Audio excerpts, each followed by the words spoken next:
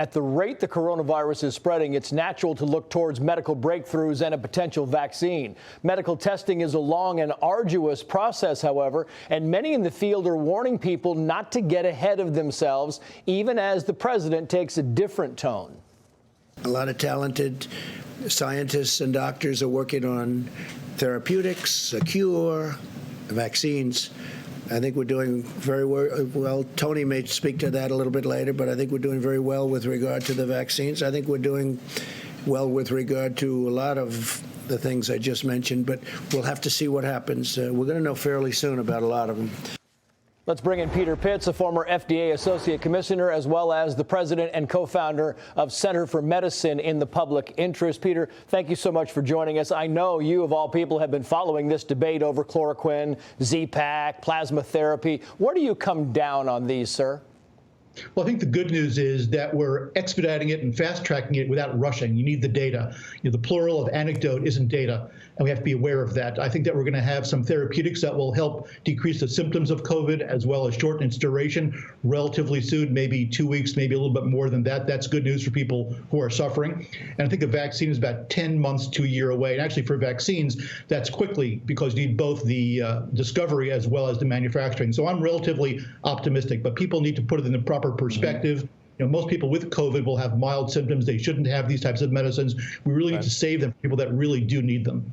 You say that. That's a good point because, the double-edged sword, you say that, look, if everybody starts using chloroquine to treat COVID, what about those who need it for malaria, for lupus, for the other things that it has been approved for? Then you have, and the same goes for these other drugs that people are more wanting to use. That's a fair assessment, sir?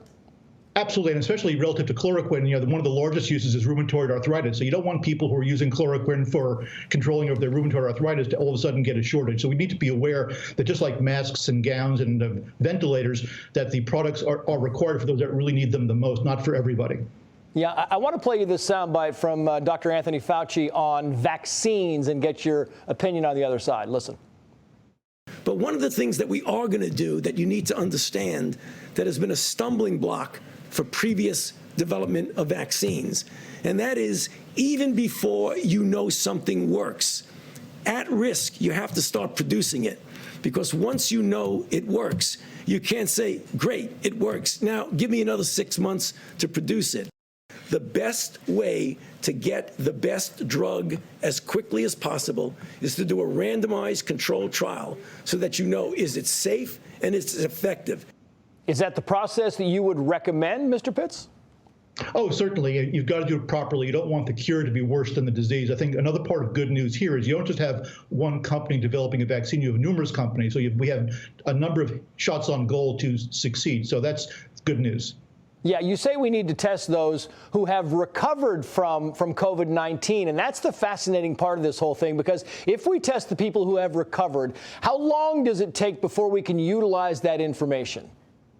Pretty quickly. So this is called using convalescent plasma, using the plasma from people's blood who have gone through COVID as a sort of vaccine. And that's been proven, for centuries. That's the whole theory behind the initial smallpox vaccine. And I think that we'll be up and running there relatively quickly as well. But again, you have to follow the science. You've got to do it right. You don't want to hurt people because the science hasn't been properly done and the data not collected. But I think that the most important population cohort moving forward aren't people who are testing positive for the disease. It's people who have already had the disease that can go back to normal functioning, as well as donating their plasma for a possible vaccine for patients who are currently afraid about getting the disease. Yeah, and you bring up, this whole fascinating subject of people who have had the coronavirus and their blood is so valuable. But why? Is it individual people, or are you looking for a pattern amongst a big group of people? What are we specifically trying to hone in on when we do these tests of those who have already had the virus?